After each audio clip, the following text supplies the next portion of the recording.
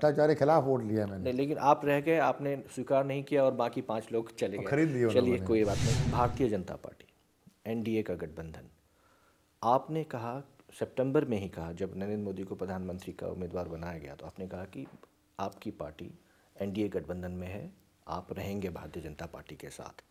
नवंबर में चौटाला साहब एक फंक्शन करते हैं और नकवी साहब उस मंच पे आते हैं, तो ये किस तरह की राजनीति? देखिए, वो जो ओम प्रकाश चौटाला साहब का जो फंक्शन था, उनके बेटे ने किया पार्टी, वो हर साल चौधरी देवीलाल जी का जन्मदिन मनाते हैं। As a politician, as a human being, मैं भी चौधरी देवीलाल जी का बहुत सम्मान करता हूँ, क्योंकि उन्होंने बहुत लंबी, जैसे मैंने ज़मीन से उठ के संघर्ष किया है, ऐसे उन्होंने भी ज़मीन से उठ के अपनी पार्टी बनाई, संघर्ष किया था। He was a great leader. तो उनके 100वां जन्मदिन मना रहे थे। It was not a political function, it was a social function. और सोशल फंक्शन में अगर मुझे भी कोई आमंत्रित करता, चौटाला परिवार को छोड़ के, हुड्डा परिवार, करप्ट लोगों को, तो मैं अवश्य स्टेज पे जाता। इसमें क्या गलत बात है? और नकवी साहब वहाँ गए, उन्होंने गठबंधन के बारे में कुछ नहीं कहा, बल्कि जब बाहर आए, प्रेस ने पूछा, उन्होंने कहा जी इसको राजनीतिकरण मत दीजिए। उसकी स्पष्टीकरण राजनाथ जी भी सोनीपत जाके दे चुके हैं, सुषमा जी भी दे चुके हैं, गडकरी जी भी दे चुके हैं, मुरली मनोहर जोशी जी भी दे चुके हैं, अरुण जेटली साहब भी दे चुके हैं कि भाई ये गठबंधन हमारा कुलदीप के साथ रहेगा और लंबा चलेगा, जैसे पंजाब में बादल के साथ चला। पंजाब के चीफ मिनिस्टर एनडीए के एक बहुत ही इम्पॉर्टेंट घटक हैं बादल साहब। बादल साहब आपका विरोध क्यों करते हैं? वो ये क्यों चाहते हैं कि चौटाला साहब के साथ गठबंधन हो? मोदी साहब तो नहीं चाहते हैं बिल्कुल भी। मोदी साहब के साथ तो मेरे बहुत लंबे ताल्लुकात हैं, बातचीत भी उनसे हुई है मेरी। ये सिर्फ बादल साहब अवश्य चाह सकते हैं, क्योंकि इनका बहुत पुराना ताल्लुकात चौधरी देवीलाल परिवार के साथ, पगड़ी बदली हुई है इन्होंने। इनका भाईचारा है उनके साथ। और उनको लाजमी बात है, भाईचारा को भ्रष्टाचार से ऊपर दिख रहा है, पहली बात। और दूसरा, मेरी समझ से बाहर है, कम से कम सुखबीर को तो हमारा साथ देना चाहिए, क्योंकि ईमानदारी की राजनीति आगे करनी है। जब गठबंधन हुआ तब भी बादल साहब थे, वो भी एनडीए का हिस्सा थे। अभी एनडीए में सिर्फ 3 घटक दल हैं। नहीं, मैं आपको वही बता रहा हूँ। और उसमें एक घटक दल जो है वो दूसरे घटक दल को कह रहा है कि वो उसके बजाय कोई और हो। बादल साहब अलायंस कर रखा है ना हरियाणा में चौटाला के साथ, तो अलायंस रखे, हमें क्या आपत्ति है?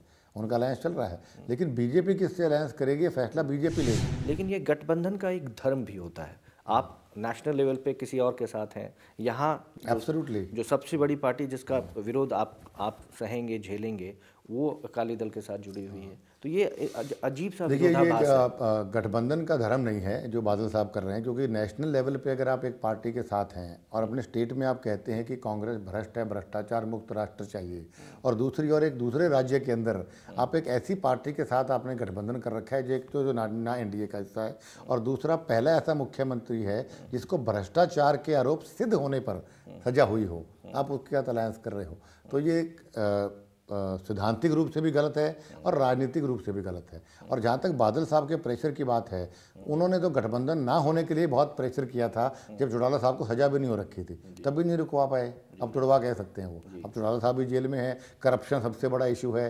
भ्रष्टाचार का मुद्दा मैं नहीं समझता कोई बीजेपी हो या कोई भी पार्टी हो, वो किसी दूसरी पार्टी को एक हाथ में पकड़ के दे देगी कि भाई एक तरफ करप्शन, एंटी करप्शन की बात करते हैं, एक तरफ करप्ट कॉन्विट के साथ गठबंधन कर रहे हैं। तो कोई भी पार्टी आज, मैं समझता हूँ, लालू जी के साथ या कोई भी पार्टी चौटाला जी के को हाथ लगाना नहीं चाहेगी, क्योंकि आज जो एंगर लोगों का है, गुस्सा लोगों का है, वो भ्रष्टाचार के ऊपर सबसे ज़्यादा है। एनडीए सिर्फ 4 दलों का गठबंधन और उसमें एक दरार दिख रही है, ठीक नहीं है ये?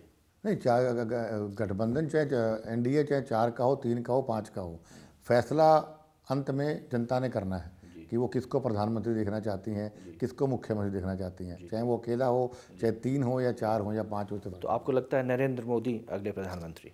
देखिए, नरेंद्र मोदी जी की डेफिनेटली बहुत ज़बरदस्त हवा है पूरे देश के अंदर। और सबसे बड़ी बात क्या है, कांग्रेस के खिलाफ लोगों का रुख काफ़ी मुखौटा उनका खुला है करप्शन को लेकर। रोज़ आए दिन एक घोटाले पे घोटाला खुलता है, एक घोटाला ख़त्म होता नहीं, दूसरा घोटाला सामने आ जाता है। तो एक वो भी इशू है। मोदी साहब का खुद का करिश्मा बहुत ज़बरदस्त है, रैलियों में जन सलाह उभरता है। बीजेपी ने भी जो फैसला किया, हम उस फैसले के पूर्ण रूप से। इसी साल चुनाव होने हैं लोकसभा के, आप गठबंधन में हैं भारतीय जनता पार्टी के साथ, हरियाणा में कितने सीटों पे आप लड़ेंगे? देखिए, ऐतिहासिक जीत होगी और आज की डेट में कैंडिडेट्स पे डिपेंड करेगा दोनों का हमारा।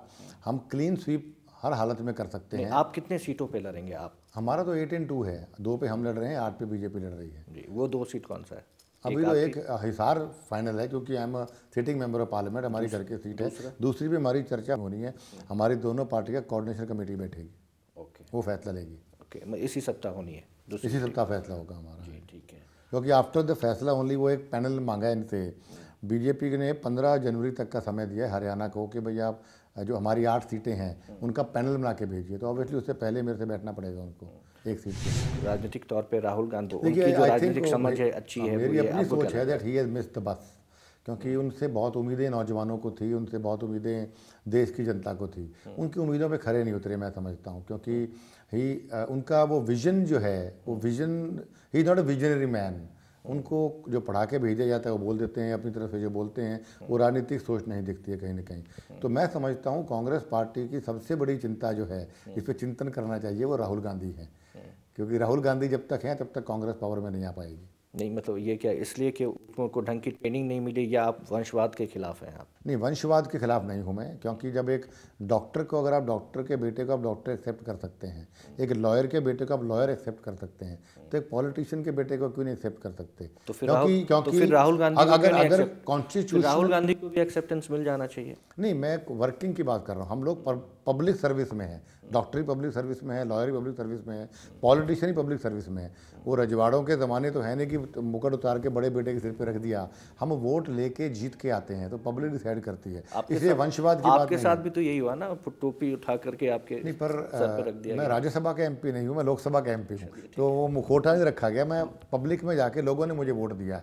और वंशवाद के खिलाफ नहीं हूँ मैं राहुल गांधी जी की सोच के खिलाफ हूँ। क्योंकि ही डजंट हैव पॉलिटिकल सोच, he doesn't have a political charisma. तो he has missed the bus, he has no future, I personally feel. It was really nice talking to you. Thank you so Wish you very good luck for next Lok Sabha election. Thank you so much. In our next episode, we will again come back with a special person. Keep watching Lok Sabha television.